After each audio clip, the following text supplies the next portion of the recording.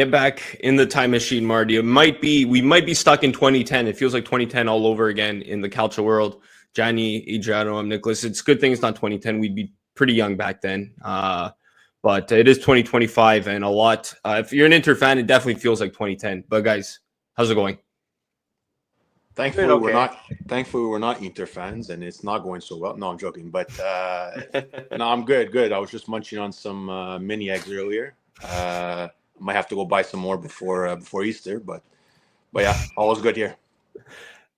You took the eggs out before Easter? Or does Nancy know about that? Fuck, I've been munching on these mini eggs for the past like 3 days. It's like that reminds me, I have to go buy chocolates for my young. Tomorrow I'm gonna have to go buy more mini eggs and the Kinder Easter eggs for sure. You have to get the Kinder ones. Of course. The Kinder big eggs are like the best eggs. Oh, man. Classic. No matter how old you are, those things always hit. Like I used to hate like when my parents or like my aunts and uncles used to go to Intermarché and they bought like those like really like off-brand type of like chocolate egg things. Always or whatever. bitter or something. Yeah, it was like very gross. But there was one year, and I remember this year. I think I was like maybe 4 years old, 5 years old. It was like an Easter around that time. That those eggs, one of them had like an inflatable soccer ball inside, like an actual size soccer ball. Not obviously it was deflated and you had to inflate it, but I was just there like, okay, maybe these chocolate eggs don't suck as much. You know? like a real soccer ball, or just like like more like a plastic kids version, a real one. No. Like the plate probably was one size smaller for children. Right. It wasn't a tiny soccer ball. Like, it was actually like the one that's made for like like 7-8-year-olds. Oh, okay, yeah. They're more like futsal size, I guess. That's probably the best way to describe it. That's crazy. Yeah, no, I was like, okay, this is never mind. Sometimes these things are sometimes maybe good, sometimes maybe shit, you know? That's it. And no matter how old you are, you're definitely going to take the toy out of these Kinder eggs and build it and probably get rid of it right after. Speaking of which, those toys, did you ever get the wooden ones? No. That's old school, I think. Yeah, I'm about to show my age here. Like when I was a kid, the worst ones to get were the ones that's like you buy the little Kinder eggs, you open it up excited to build like this little plastic contraption thing that you always wanted to build, and you open it up and it's a freaking wooden toy. It's already pre-built, and you're like, what the fuck is this? No, I think by the time it got to us, it was only plastic by the time it got to us. Yeah. Anyways, so back to the show. Inter today beat Bayern just like in 2010 they did in the final. Well, technically they didn't win today. They won 2-1 in the first leg, but obviously they're not looking at it that way. They won the 2 legs in the quarterfinals of the Champions League. Move on to the semifinals to play Barcelona just like they did in 2010. First half was quiet for Inter, and then Harry Kane, kind of a goal out of nowhere. The guy who, he gets a lot of hate from all over, and he goes to Bayern. He doesn't win anything, and Tottenham goes to Bayern. I think his first season didn't win anything. I don't know if he's even won a trophy yet, Harry Kane with Bayern. You might have to fact check me on that. But opens the scoring, and then 6 minutes later, Lautaro replies, and then 3 minutes after that, Pavard pretty much puts the game to bed. I know Deer had a goal in the 76th minute, but it was dominated by Inter, and both their goals were not directly off set pieces, but they came from set pieces, and they just showed their strength and their depth as well. And this team's scary, man. This team's scary. They still have the chance at the treble. I mean, Adri's team might have a word about that next week. But guys, I don't know if you guys had to see. Are you guys surprised that they beat Bayern? I mean, Bayern was injured. They had a lot of injuries, including Davies. I read even their president couldn't make the trip because he got injured. So just that type of season for Bayern. But Inter, they had to take advantage, and they did, and that's what matters, right? Yeah, exactly. Like it's the competition. It is what it is. You just gotta show up for it, or I guess like you just gotta go with the flows that are in it. Like you have to. You're given the circumstances. You just gotta make do with what you have. So I think it's the best way I can describe it in that kind of situation. I think also the first leg kind of helped them out. With the result that they got in the first leg, the 2-1. I think that if things seeing how things went today, like things could have went a bit sideways. Seeing how Bayern was able to score 2. So I think the first legs helped them. But still a strong team. We've said it timeless times on the podcast. Best team in SerieA, strongest team, the depth. As much as we don't like to say it as rival fans, you kind of have to call it what it is and say what the facts are. And Inter right now they're a scary team, but I think with all the injuries with Bayern and all that, I think that was obviously something in Inter's favor.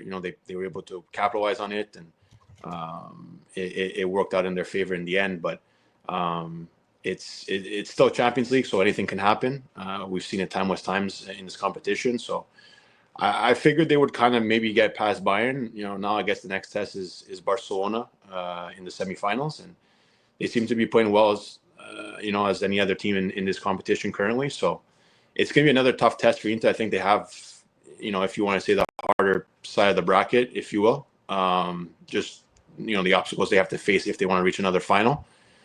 But you know what? Again, criticism on Inzaghi, when he first started at Inter, as the years passed and as the seasons have gone on, he's definitely improved. He's brought in this team far, not only in the league, winning the league, going further in Champions, as the seasons have gone by.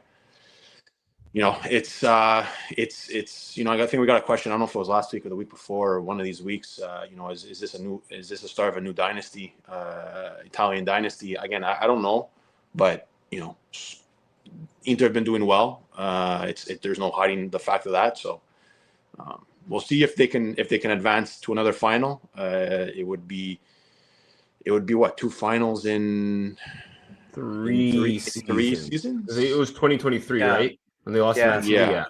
Yeah. So there you go. So 3. It would be 2. Sorry, 2. It could be 2 finals appearances in 3 seasons, which is nothing to snuff at, especially for an Italian team that as a nation, as a league, we haven't seen a Champions League winner since 2010, like Nick alluded to earlier, and it being Inter. So it's been maybe a bit too long. Unfortunately, I guess, again, we are rival fans of Inter. It pains us to see that it's them, but again, you got to give the hats off and the kudos to what they've been doing. And Lautaro, I think has stepped up in a lot of key moments this season. I know he's kind of had a stigma of kind of fading away in the big times, in the big matches, and when they need him the most. He seems to be scoring. He seems to be playing well, and he seems to be leading by example. Every week. So, I guess kudos to Inter, and we'll see what they can do against Barcelona in the semifinals. And it's interesting because Barca too, they benefited from their first leg as well. They went up 4-0 on Dortmund, and then they actually lost 3-1 the other day. So Dortmund, they almost had a perfect game, perfect comeback. Obviously, couldn't get it done. So we got Inter Barca in the semifinals, April 30th and May 6th. So Inter is going to be busy. They have the second leg of the Coppa Italia next week, and then 2 legs of the semifinals of the Champions League right into May. So they're going to be busy. And before we continue, Harry Kane, by the way, has never won a trophy. There you go. He's close. Bayern's close. They're 6 points up on Dortmund with 5 games left in the Bundesliga. So maybe it is a blessing in disguise for them that they lost. They're out. They can focus on the Bundesliga. I don't know if they're still in the cup.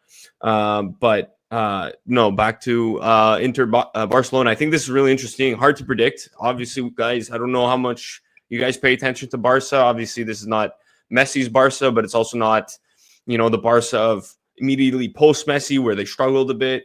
This is a new Barca. A lot of young players like Yamin Lamal leading the charge, and they're going to be dangerous, but so is Inter. If I have an early prediction, I think each team minimum will score 3 goals over the 2 legs. Minimum. You could even put a 4 goals each. I think it's gonna be a high scoring. I obviously both teams are good defensively, but considering Inter just won 4-3 over 2 legs versus Bayern, and it was 5-3 for Barca over Dortmund. they do allow goals. So when you allow goals and you go up against a stronger offense, it's not a recipe. It means there's going to be a lot of goals scored. I think with Inter, what's interesting is, some of the guys kind of talked about it in our group chat, how Thuram's been kind of quiet down. But look, Lautaro stepped up. And even Pavard, he stepped up, scored against his former team. So I think that's what makes Inter special is that scoring depth. Do you guys have any early thoughts on Inter Barca before we move back to the SerieA?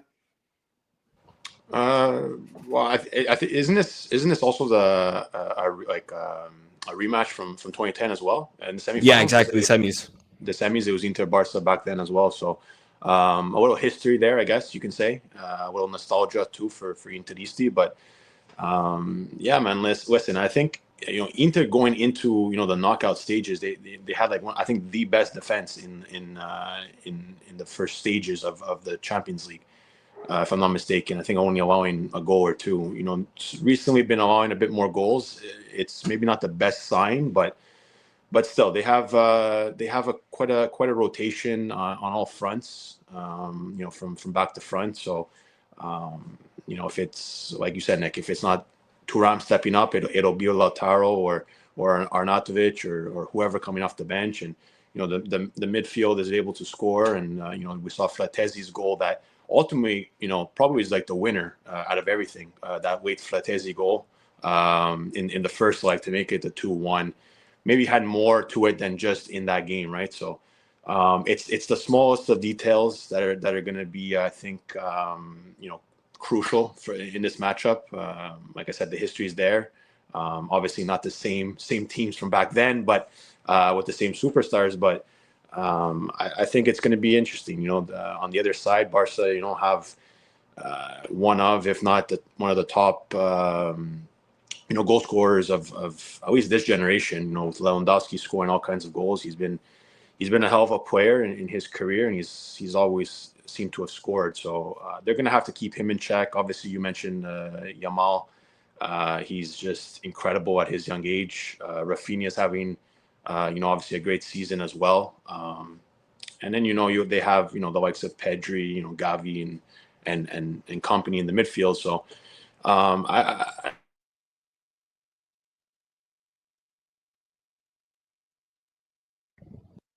Your sound went and getting injury. Your sound cut off. Yeah, same thing happened last week. Maybe it's the headphones. You might be back. Try it. Try talking, Adri. Okay. But pick up where he left off. Also, Yeah. one thing I feel like Inter's playing with a lot more confidence than they have been usually. I feel like as if they've been to where they've been there before. They know what it takes. Majority is the same group. It's and each player just playing a notch above. It doesn't seem like Lautaro's slowing down at all.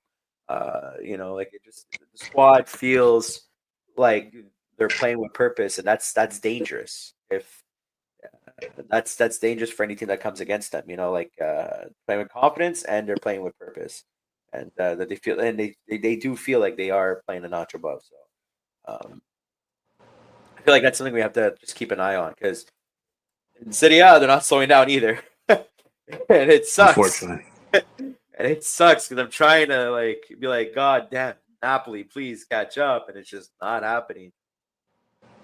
Yeah, what was it?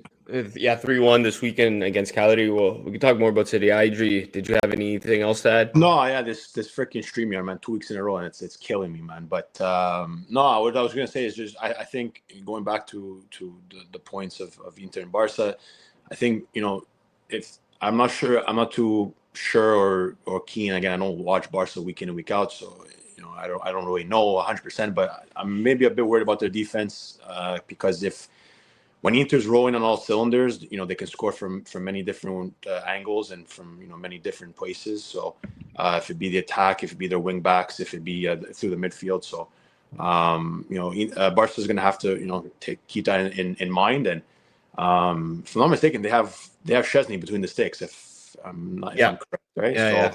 Came out of retirement. Right, exactly, and to go to Barca, so a little familiarity there. Playing in SerieA for so long, facing Inter all these years, so maybe knows a bit what to expect. But again, the ball is round. It's Champions League nights. Anything can happen, so it should be an exciting matchup. And even on the other side, I think PSG and Arsenal there, but. Donnarumma has been a wall for PSG, so we'll see if they can maybe finally get over the hump. But it should be an exciting semifinal on both ends, and we'll definitely be stoked to tune in. Serie A now.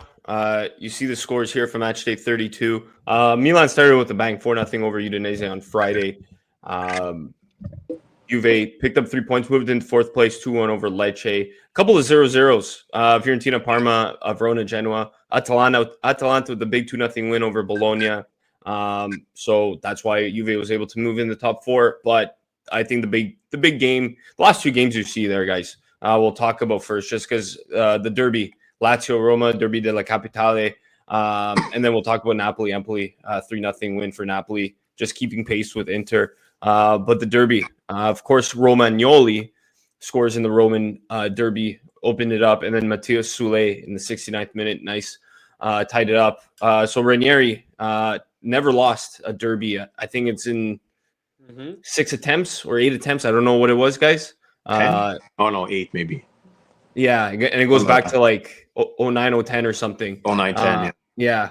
So that's, great for him. But Jan, you're the Romanista here. What I don't know if you watch the game, but what are your thoughts?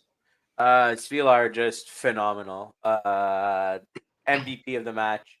Definitely the reason why the game ended 1-1 as it did. Came up big for the team, and there's times where it's like I did kind of was a little bit harsh on him, and I'm not gonna shy away from that. I will admit that I was a bit harsh on him. He showed up for the derby. He showed up and really helped the team stay in there. Some close chances, but the Sule goal, what a goal. Bar down ski, as we say in hockey. Wonderful. Honestly, it helps because the team's obviously, right behind Lazio, and you definitely want to win, especially in the derby. But trying to catch up to get into a European spot, but still confident in that. Ranieri just being great for the team overall. I do think that the team does eventually need to find something to go on from here, but I hope that he leaves some notes for the future coach, or leave tidbits for the players on how did he manage to get them to be the way that they are, because it just seems like the team overall is just playing slightly better. But honestly, this game would have been a different story if it was another keeper net besides VLR. That's the best way I can describe it. Because Lazio did have some dangerous chances. Roma was still a little bit sloppy defensively, not the worst, but still could have been cleaner. But whenever they needed him to make that save, he did. So I cannot sing any more praises about the guy. That's honestly the best thing I can describe it as. They scored when they needed to get that goal, to get the tying goal, especially when you're down 1-0 and the derby and you're considered the road team. But overall, solid derby. I wish it was a win though. Seems to always be a tie. Yeah, it seems to always be a tie. Yeah. Even on Instagram, the stories we post, I rarely put a draw, but for this one I put draw. You just knew. It seems to always be. You know what the meme is? You know the meme about these two are having a mid-off? That's essentially what the Derby della Capitale has become. These two are having a mid-off right now. But when you think about it, that doesn't mean it's bad quality. It just means both teams want it so badly that they're even, right? And you know what? I know Lazio is higher than Roma in the standings this season, but Roma is also hot in 2025. And it just goes to show how close these two teams actually are. And it's kind of like the Milan derby. I know there's years where Inter gets the better Milan gets better Inter, but lately there's even draws. We saw it in the Coppa Italia. Yes, Inter is ahead of Milan right now quite a bit, but it's so tight, these derbies. Then that's what makes them fun, right? Yeah, so it makes him the derby. And like, I think a guy like Giant Saints VR, definitely improved a lot since coming over, and getting the actual starts in goal. But yeah, man, that's the derby for you, man. Like, it doesn't matter form, it doesn't matter what's going on.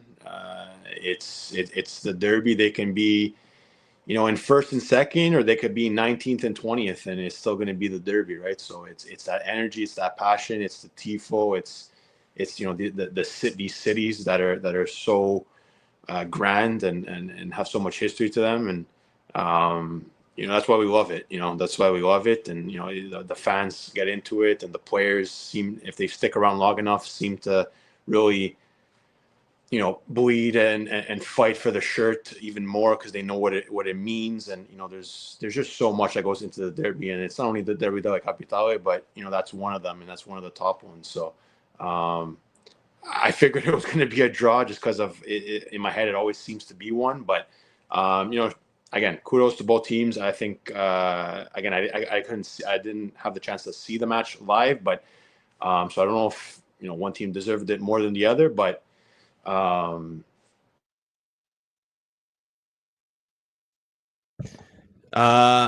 Other games in the SerieA, Adrian, your mic might be muted. We'll talk about the last game though. Napoli 3-0. I know we talked, Napoli ad nauseum last week with Rafa, but it just feels. I honestly I respect Napoli for keeping up with Inter as much as they are, because then it makes it exciting and we have something to talk about. I know it is a 3-point lead. I know Inter are the favorites. They have a fairly easy schedule. Inter should win their remaining games, just on talent alone. But Napoli's right there, and they're putting pressure on Inter, and it feels like for Inter they can't fuck up. Even if they draw, Napoli comes out and wins, there, it's a 1 point difference after, right? Right? Yeah. Did I do the math right? Yeah, the 3 point. They're 3 behind. Yeah. So that's like I know it's just a 2-horse race, and I know there's a big difference with the teams behind, but it's exciting with that 2-horse race regardless. So Napoli 3-0. Another high goal scoring game for them on Monday against Empoli. Yeah, phenomenal game. McTominay gets called out right before the game by Antonio Conte, who, by the way, is planning on staying, which is nice to hear because now there's still some stability going into next season. At least you're not going to have another situation like last summer, like who are we getting? What's the plan? Where are we going?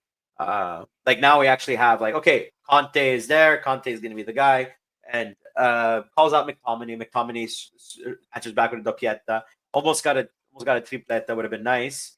But hit the post on that one.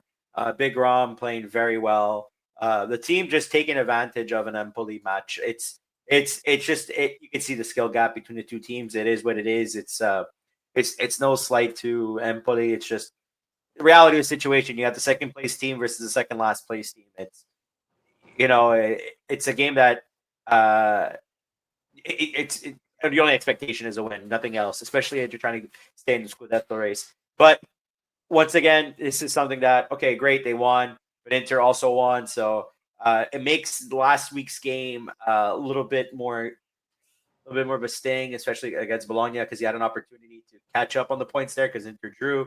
And then it makes that whole Venezia game just still really, really hurt, where it's come on, it's starting to feel the effects of it. And now there's only 6 games left in the season. You don't have any more wiggle room. You don't at all. And I think Nick said it best. Inter, I don't expect them to slip up. I don't expect them to. It would take something dramatic for that to happen. And from the way they've been playing in Champions League and the way they've been handling their opponents, I don't see that happening. I think Inter stays solid. I think maybe they might have maybe at least just one draw in the next 6, but that's about it. Actually, let me take a look. Do we know what Inter's schedule is for the next 6 games? Let me just pull it up. Sure. Yeah, 1 second. I'll even put it on the screen. Just give me a second here. I have some here. Hold on. SerieA. Next up is Bologna. Huge. And after that, it's Roma. Then it's Verona. Then you got Torino, Lazio, and then Como. It's not a clean sweep in my opinion, but it's The Roma game is the one that's going to be the interesting one, especially with the way Roma's been playing recently. well, they Napoli have to hope for Bologna, Roma, and Lazio to hopefully get a result with Inter, because I think they smashed the other three. Yeah, it's crazy how maybe, like they're still in all three competitions. They're still in the race. Like they're easily in the race for the Scudetto. They're still going strong for the Coppa Italia. They're in the semifinals for Champions League. It's like, yeah, you know how we always say, like, don't put all your eggs in one basket. Or maybe the inverse, just focus on one competition. It just seems like Inter is just capable of handling all three, and that's a sign of a well-oiled machine. Because it doesn't seem like as if like one competition is compromising the other. No, it's like they're still performing in form, and the players don't seem to be slowing down. And that's dangerous. Like, if you're into if you're an Interista, you're excited to hear that. But if you're a fan of all the other 19 teams in SerieA, it's like, well, yeesh, that looks tough. So, at least it's an exciting race. This would be kind of, I don't know if you, it's like, I don't want to call it a loss, but I would still say it's a very disappointing season if a one game a week Napoli with Conte at the helm, with a decent striker to replace Lukaku, a resurging midfield, that they desperately needed, and a more solidified defensive system, still can't win the Scudetto against Inzaghi's Inter, who's playing three different competitions and playing twice or three times a week. Like it shouldn't be like this, Kvaratskhelia leaving in the winter is probably going to be something that Lentis is going to get criticized about because they didn't replace him. Mind you, it's in a 1 month span. Like, what can you get that's realistic? Like, everyone's going to complain and bitch and moan, and it's like, yeah, but who are you going to buy in a span of like 2 weeks? That's a major name that that you're not going to overpay for. Like, and when I say overpay, I mean massively overpay. Laurentiis is a businessman at the end of the day. He's not going to put himself in the reds just to take a gamble on a player and hopefully like it pans out. He's never been like that. No, there's no guarantee. There's no guarantee. Biggest amount he's ever spent was on Osimhen, and look at that. Look how that turned out, and it turned out well. I mean, some very disappointing side, like some words being minced here, not minced, said here and there, but it's the business part. Like, he spent the money for it, he got a Scudetto out of it, and now they're going to be moving on from him. That's another situation. Lukaku is alone. What are you going to do?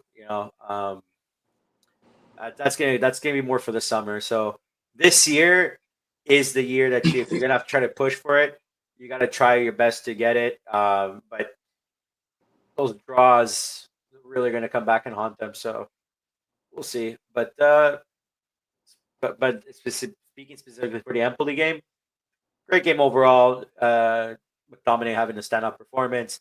No critiques needed for anybody on the roster. Standout performance already been mentioned. Just move on to the next.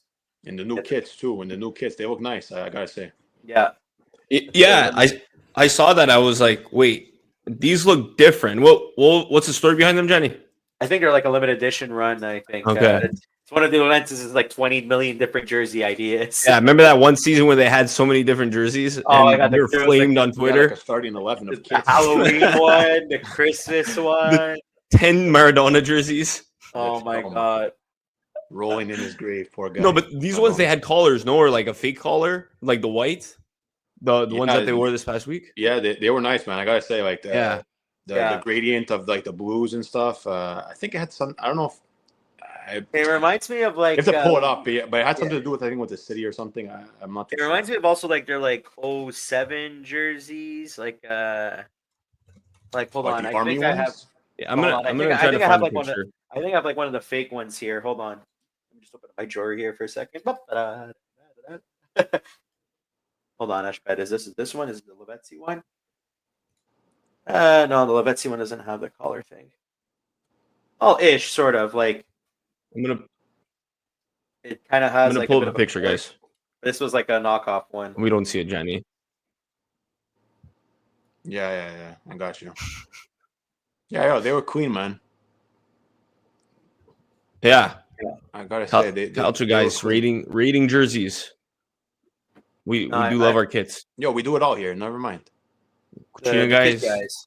the Cucina English guys. The Cucina guys are probably one of my favorite ones ever. Yeah. Cucina guys. By the way, I know we talk about jerseys, but the Napoli jerseys are the most expensive jerseys to buy in Europe right now, or just not even in Europe, but in the world because of all the fucking fees that they add for their shipping and stuff.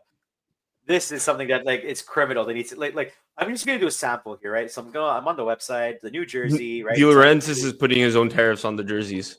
Yeah. So let's say I get no player on the back. Let's say I get an XL, no player, no patches, add to cart. Just as an example. Right now taxes are 137.9 euros. Shipping. Let's see here. First name, Mr. Last name, Mr. Email, Mr. @Mr.com. Johnny's doing this live. Johnny doing a live order here on the podcast. Just to show you the.